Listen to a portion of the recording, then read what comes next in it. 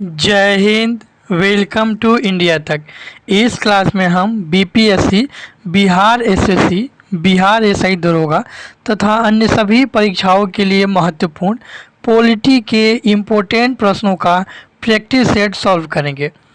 यह सभी प्रश्न वीवीआई क्वालिटी के हैं, इसलिए आप एक भी क्वेश्चन स्किप नहीं कीजिएगा। यह हमारा 14 नंबर का प्रैक्टिस सेट है। अन्य सभी प्रैक्टिस सेट जैसे कि हिस्ट्री, ज्योग्राफी, इकोनॉमिक्स सभी हमने ऑलरेडी अपलोड किए हुए हैं। आप उन सभी क्लासेज को एक बार ज़रूर देखिएगा, वे सभी आपकी परीक्षा में तैयारी के लिए हेल्पफुल होंगे। पॉलिटी से बीपीएससी में 10 क्वेश्चन तथा बीएसएससी में भी लगभग 10 क्वेश्चन पूछे जाते हैं। इस तरह से बीपीएससी में आप 10 मार्क्स तथा बीएसएससी में 40 मार्क्स के क्वेश्चन पॉलिटी से पूछे जाते हैं। इन 40 मार्क्स को पूरा करने में यह वीडियो आपके लिए हेल्पफुल होगी। चलिए हम शुरुआत करते हैं पॉलिटी के प्रश्नों का डिस्कशन।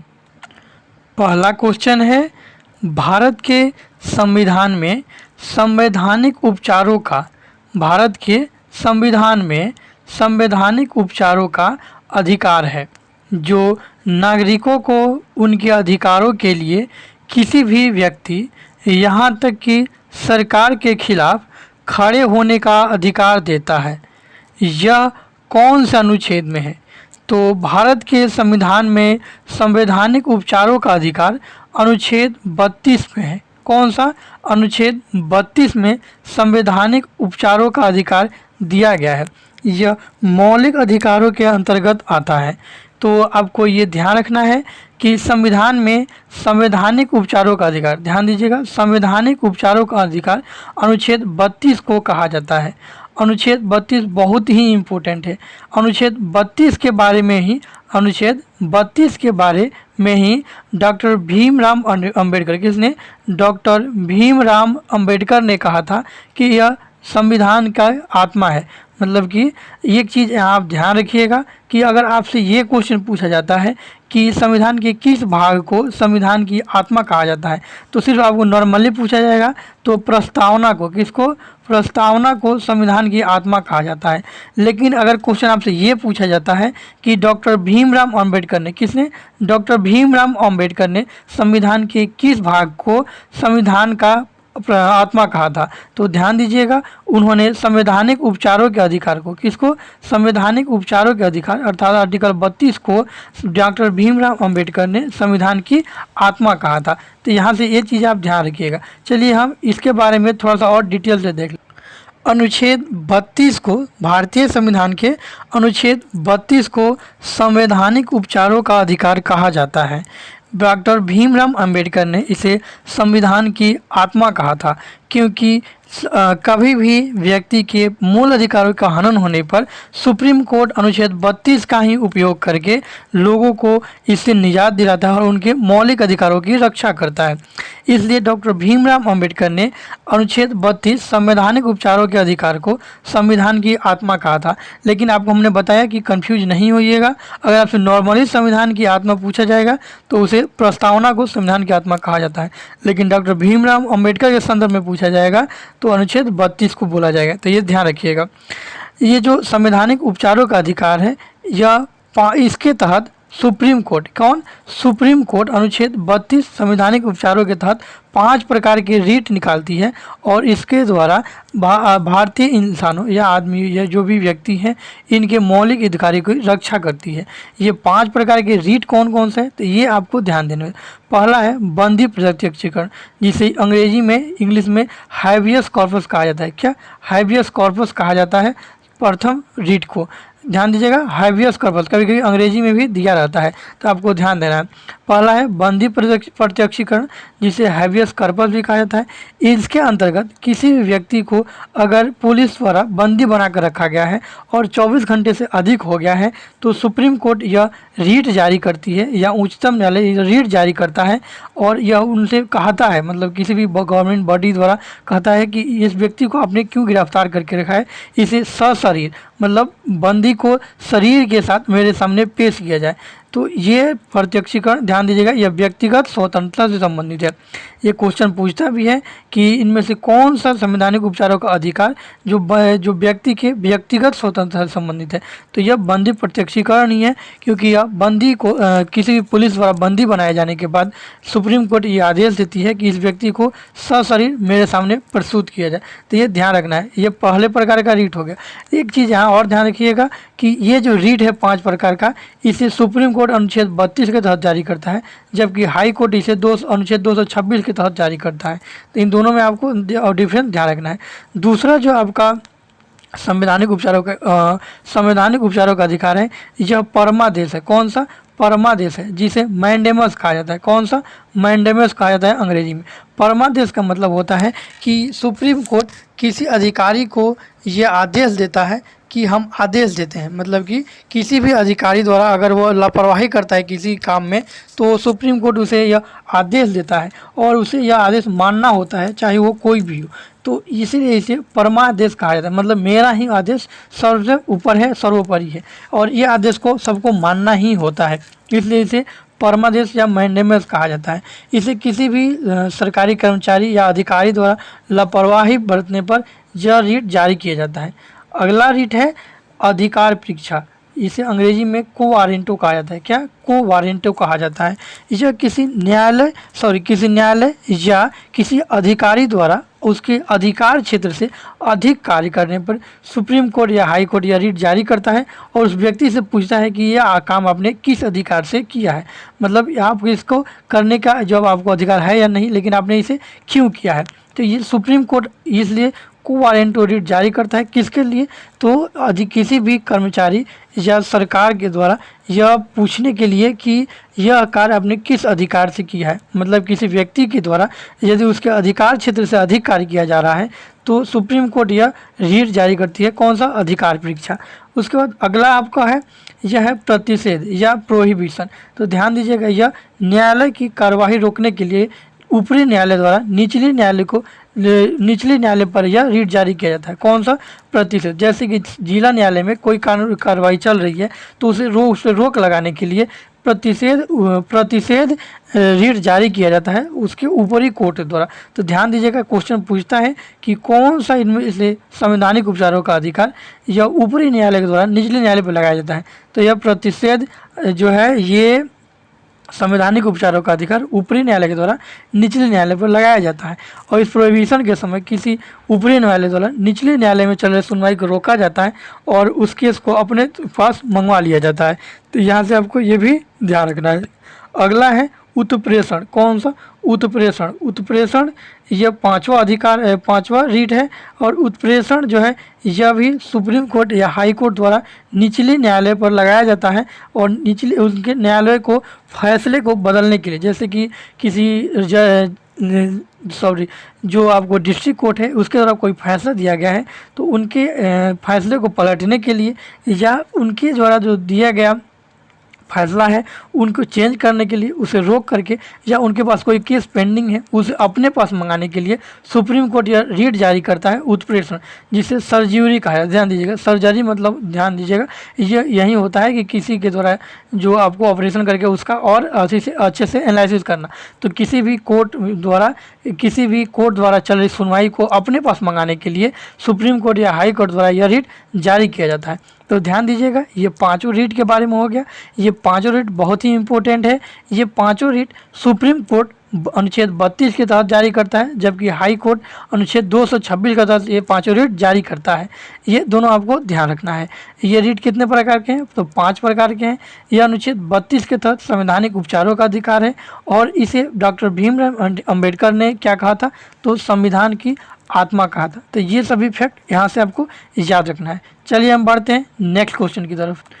अगला क्वेश्चन है लॉकडाउन के दौरान। ध्यान दीजिएगा, बहुत ही इम्पोर्टेंट क्वेश्चन है।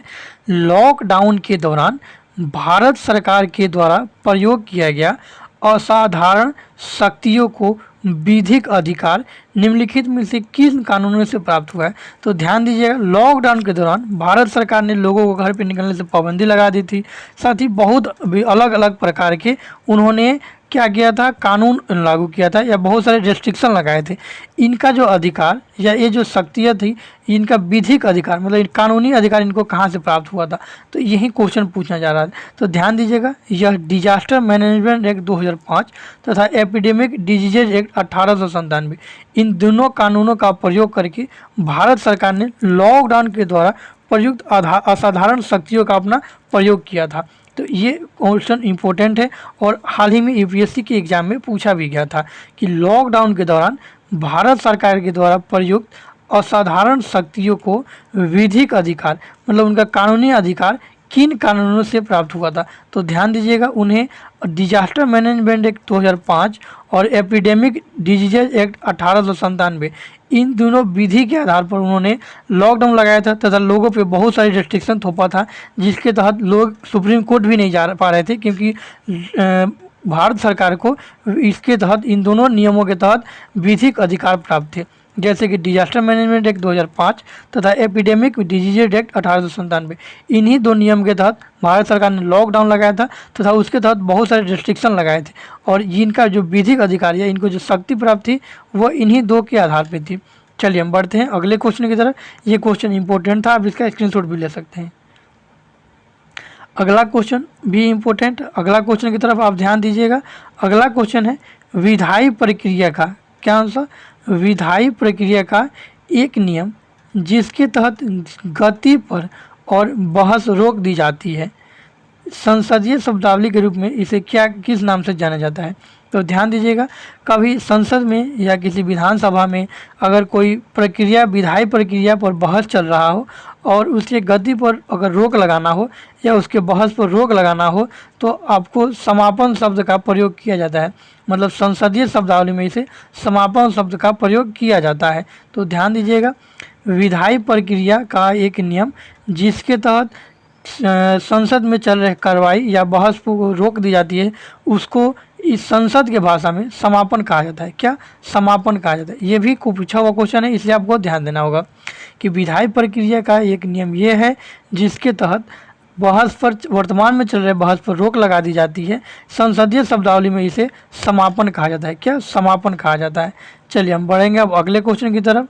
अगला क्वेश्चन है देवेंद्र पांडे किस समिति से संबंधित है। देवेंद्र पांडे किस समिति से संबंधित है। तो देवेंद्र पांडे वन अधिकार अधिनियम से संबंधित है। कौन सा, वन अधिकार अधिनियम से संबंधित है। तो ये ध्यान रखिएगा। चलिए बढ़ते हैं अगले क्वेश्चन की तरफ। अगला क्वेश्चन भी इम्पोर्टेंट है, आप ध्यान रखिएगा। अगला क्वेश्चन है संविधान के अधिनियम से पहले लागू होने वाले सभी कानून मौलिक अधिकारों के साथ असंगतता की सीमा तक शून्य होंगे। अनुच्छेद 13(1) का सार जो इसे उद्धृत करता है, इसे कहाँ रखा जा सकता है। तो ध्यान दीजिएगा, संविधान के अधिनियम मतलब संविधान को लागू होने या बनने से पहले जो भी कानून बने थे और उनसे अगर मौलिक अधिकारों का हनन होता है या वे मौलिक अधिकारों को न्यून या अल्पीकरण करते हैं तो उस सीमा तक जहां तक वे मौलिक अधिकारों का हनन करता है उन वे नियम शून्य होंगे। यह अनुच्छेद 13 का 1 कहता है और यह न्यायिक समीक्षा के अंतर्गत रखा जाता है। ध्यान देने योग्य बात यह है कि अनुच्छेद 13 यह घोषित करता है, कौन, अनुच्छेद 13 यह घोषित करता है कि मूल अधिकारों से असंगत या उनका अल्पीकरण अर्थात मूल अधिकारों का अल्पीकरण करने वाली विधियां शून्य होगी। दूसरे शब्दों में कहें तो ये सभी विधियां न्यायिक समीक्षा के योग्य हैं और उन्हें न्यायिक समीक्षा के अंतर्गत रखा जाएगा। अर्थात अनुच्छेद 13 यह कहता है कि मौलिक अधिकारों का हनन करने वाली विधियां शून्य होंगी और उन्हें न्यायिक समीक्षा के अंतर्गत रखा जाएगा। यह शक्ति उच्चतम न्यायालय को अर्थात सुप्रीम कोर्ट को यह अनुच्छेद 32 के तहत तथा हाई कोर्ट को यह अनुच्छेद 226 के तहत अधिकार है कि मौलिक अधिकारों का अल्पीकरण करने वाली विधियों का न्यायिक समीक्षा करें। ये शक्तियाँ सुप्रीम कोर्ट को अनुच्छेद 32 तथा हाई कोर्ट को अनुच्छेद 226 के तहत प्राप्त है। तो यहाँ से आपको कंफ्यूज नहीं होना है, आपको ध्यान रखना है कि अनुच्छेद 13 यह घोषित करता है कि मूल अधिकारों के असंगत या उनका अल्पीकरण करने वाली विधि शून्य होगी। तथा ये सभी विधियां न्यायिक समीक्षा के अंतर्गत रखी जाएंगी। यह शक्ति हाई कोर्ट को 226 के तहत तथा सुप्रीम कोर्ट को अनुच्छेद 32 के तहत प्राप्त है। तो आपको इसे ध्यान रखना है। चलिए हम बढ़ते हैं अगले क्वेश्चन की तरफ। अगला क्वेश्चन इम्पोर्टेंट है, ये भी ध्यान रखिएगा। अगला क्वेश्चन है, संविधान में संशोधन करने के लिए, क्या संविधान में संशोधन करने के लिए बिल को राष्ट्रपति के सामने सहमति देने से पहले किस सदन में पेश किया जाना चाहिए? तो ध्यान दीजिएगा, संविधान संशोधन करने के लिए राष्ट्रपति के सामने पेश करने से पहले इसे लोकसभा और राज्यसभा में पेश किया जाना चाहिए तथा इसे उन दोनों के द्वारा पारित किया हुआ होना चाहिए। अर्थात किसी भी संविधान संशोधन करने के लिए पहले उसे लोकसभा तथा फिर उसे राज्यसभा में पेश करके उसे पारित किया जाना चाहिए तथा उसके बाद राष्ट्रपति के सामने पेश किया जाना चाहिए। वहीं नीचे भी ध्यान दिया गया है कि कोई भी विधेयक पहले लोकसभा और राज्यसभा में पेश करने के बाद उसे पारित किया जाता है तथा उसके बाद वह राष्ट्रपति के पास भेजा जाता है एवं राष्ट्रपति के पास साइन हो जाने के बाद वह विधि न्याय संगत हो जाती है या उसका कानून बन जाता है या उसे संविधान द्वारा अंगीकृत मान लिया जाता है। तो आपको ये ध्यान रखना है कि संविधान में संशोधन करने के लिए सबसे पहले उसे लोकसभा में पेश किया जाता है तथा उसके बाद उसे राज्यसभा में पेश किया जाता है तथा दोनों सदनों से पारित हो जाने के बाद उसे राष्ट्रपति के पास साइन करने के लिए भेजा जाता है। राष्ट्रपति का साइन हो जाने के बाद यह कानून बन जाता है। ठीक है, आपको ये चीज़ें इसे ध्यान देना होगा कि संविधान में संशोधन के लिए। लेकिन एक चीज़ के लिए आप यहाँ कंफ्यूज हो सकते हैं कि जो आपको धन विधेयक होता है, कौन सा धन विधेयक, तो धन विधेयक का जो संशोधन होता है ना, तो धन विधेयक राष्ट्रपति के साइन से पहले या लोकसभा या राज्यसभा में पेश करने से पहले इसकी सूचना राष्ट्रपति को दे दी जाती है। ठीक है, तो इसलिए जो धन विधेयक है इसकी सूचना ये यहाँ पहले मतलब लोकसभा राज्यसभा में उसे प्रस्तुत करने से पहले ही इसे राष्ट्रपति को सूचित कर दिया जाता है। साथ ही अगर कोई राज्य में परिवर्तन करना हो, अर्थात कोई संविधान संशोधन जो कि अनुच्छेद 368 के तहत नहीं आता हो, कहाँ 368 के तहत नहीं आता हो, तो उसके संबंध में अगर कोई संशोधन करना हो तो उसके लिए राष्ट्रपति को पहले सिर्फ ये जानकारी दे दी जाती है कि हम ये काम करने जा रहे हैं और इसके तहत अगर वो जैसे कि लोकसभा राज्यसभा में पारित करने के बाद राष्ट्रपति का साइन ऑटोमेटिक मान लिया जाता है, क्योंकि इसको शुरू करने से पहले ही राष्ट्रपति को इसके बारे में बता दिया जाता है। तो अगर कोई भी जो संशोधन है संविधान संशोधन अगर वो अनुच्छेद 368 के अंतर्गत नहीं आता है तो उस पर लोकसभा राज्यसभा में पेश करने से पहले आपको राष्ट्रपति को इसके बारे में सूचना दे दी जाती है। तो इसमें एक धन विधेयक है, उसके अलावा विदेशी किसी क्षेत्र को अपने देश में शामिल करना हो ये हो सकता है, तथा भारतीय राज्य को अगर उसका तोड़ मरोड़ करना हो या कोई विभाजन करना हो, राज्यों का पुनर्सीमन करना हो, तो ये सभी के लिए राष्ट्रपति को पहले ही सूचना दे दी जाती है। या किसी का स्थान का नाम बदलना हो तो ये सभी पे आपको राष्ट्रपति को पहले ही सूचना दे दी जाती है तथा उसके बाद इसे लोकसभा राज्यसभा में पेश किया जाता है। चलिए अब हम बढ़ते हैं अगले क्वेश्चन की तरफ। नेक्स्ट क्वेश्चन है, संघ की राजभाषा अर्थात भारतीय संघ की राजभाषा हिंदी और लिपि देवनागरी होगी, अंग्रेजी का भी आधिकारिक कार्यों के लिए प्रयोग किया जाएगा, यह किस अनुच्छेद में है? तो ध्यान दीजिएगा, यह अनुच्छेद 343 में है। अनुच्छेद 343 में अर्थात भारतीय संविधान के अनुच्छेद 343 के 1 में यह कहा गया है कि भारतीय संघ की राजभाषा, ध्यान दीजिएगा राजभाषा कहा गया है न कि राष्ट्रभाषा। अगर भारत का राष्ट्रभाषा आपको पूछा जाएगा तो भारत का कोई भी राष्ट्रभाषा नहीं है, लेकिन राजभाषा को ऑफिशियल लैंग्वेज बोलते हैं और राष्ट्रभाषा को नेशनल लैंग्वेज बोलते हैं। तो ध्यान दीजिएगा ऑफिशियल लैंग्वेज है भारत की, न कि राष्ट्रभाषा है। आपको ये चीज़ें एक डिफरेंस ध्यान रखना है। क्वेश्चन ये पूछा है कि अनुच्छेद 343 में दिया गया है कि संघ की राजभाषा, अनुच्छेद 343(1) के अनुसार संघ की राजभाषा हिंदी होगी और उसकी लिपि देवनागरी होगी तथा अंग्रेजी का भी आधिकारिक कार्यों के लिए प्रयोग किया जाएगा। यह किस अनुच्छेद में है? तो यह अनुच्छेद 343 के 1 में है। हम अनुच्छेद 343 की बात करें तो अनुच्छेद 343 में ये लिखा गया है कि देवनागरी लिपि में लिखी जाने वाली हिंदी संघ की, परंतु संघ द्वारा आधिकारिक रूप से प्रयोग किए जाने वाली संख्याओं का रूप अंतर्राष्ट्रीय पद्धति का नंबर होगा। जैसे 1 2 3 ये हिंदी अंग्रेजी वाला शब्द जो है यहीं लिखा जाएगा, ऐसे नहीं कि 1 2 और ये जो लिखा जाता है आपको हिंदी वाला या देवनागरी लिपि में जो हम लोग अंकों का प्रयोग करते हैं इसका प्रयोग नहीं किया जाएगा।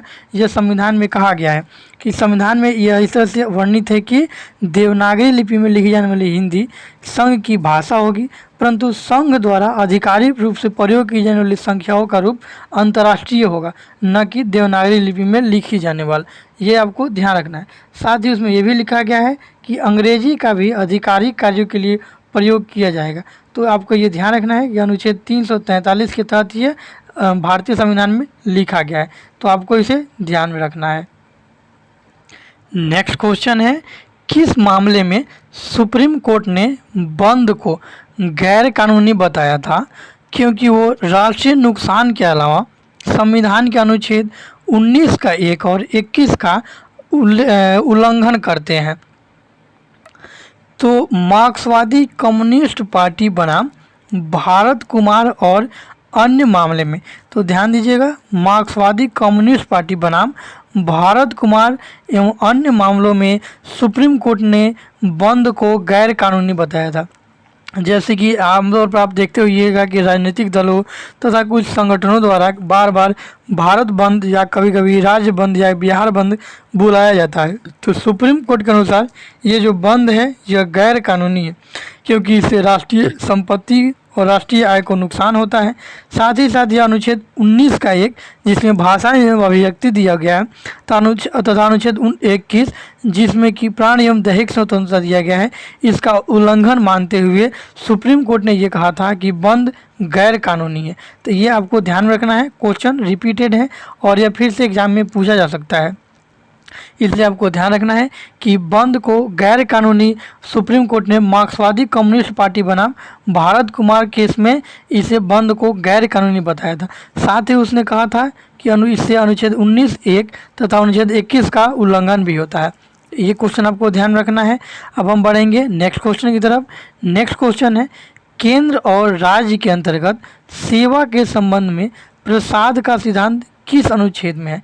तो ध्यान दीजिएगा, केंद्र और राज्य के अंतर्गत सेवा के संबंध में प्रसाद का सिद्धांत अनुच्छेद 310 में है, अनुच्छेद 310 में है। तो इसे आपको ध्यान से, भारतीय संविधान के अनुच्छेद 310 में, भारतीय संविधान के अनुच्छेद 310 में यह उपबंध किया गया है। ध्यान दीजिएगा, अनुच्छेद 310 में यह उपबंध किया गया है कि प्रत्येक व्यक्ति जो संघ की प्रतिरक्षा से, ध्यान दीजिएगा, भारतीय संघ की प्रतिरक्षा से या अखिल भारतीय सेवा में पदस्थ है अथवा संघ के अधीन किसी भी पद को अथवा किसी सैनिक पद को अगर वो धारण करता है तो वह राष्ट्रपति के प्रसाद पर्यंत, अर्थात राष्ट्रपति की इच्छा अनुसार, राष्ट्रपति की जब तक इच्छा होगी तब तक वह उस पद पर धारण करता रहेगा। तो अनुच्छेद 310 आपको ध्यान रखना है। अनुच्छेद 310 में राष्ट्रपति के प्रसाद पर्यंत अधिकारियों के द्वारा पद धारण करने से संबंधित है। तो ये आपको ध्यान रखना, अनुच्छेद 310। अब हम बढ़ेंगे नेक्स्ट क्वेश्चन की तरफ। नेक्स्ट और लास्ट क्वेश्चन है, कौन सा मौलिक अधिकार भारत के संविधान की आवश्यक बुराई को शामिल करने के लिए भी जाना जाता है? तो कुछ मामलों में गिरफ्तारी और हिरासत के खिलाफ संरक्षण, यह ध्यान दीजिएगा अनुच्छेद 22 में है। कुछ मामलों में गिरफ्तारी और हिरासत के खिलाफ संरक्षण, यह अनुच्छेद 22 में है और यह मौलिक अधिकार भारत के संविधान की आवश्यक बुराई को शामिल करने के लिए भी जाना जाता है। तो ये सभी क्वेश्चन पॉलिटी से संबंधित है और हमने सबका एक एक करके व्याख्या सहित पूर्णतः डिटेल में हमने सबका आपको एक्सप्लेनेशन कराया। आपको ये मेरा प्रयास कैसा लगा हमें कमेंट करके ज़रूर बताइएगा। मिलेंगे हम नेक्स्ट क्लास में, तब तक के लिए जय हिंद। हमने अभी तक 14 क्लासेज करवा दिए हैं। अगर आपने उन सबको नहीं देखा है तो इस वीडियो के डिस्क्रिप्शन में दिए गए लिंक से जाकर के आप उन सबको जरूर देखिएगा। ये सभी क्लासेज आपके आगामी परीक्षाओं के लिए बहुत ही हेल्पफुल होने वाली है। Thanks for watching. मिलेंगे नेक्स्ट क्लास में। जय हिंद।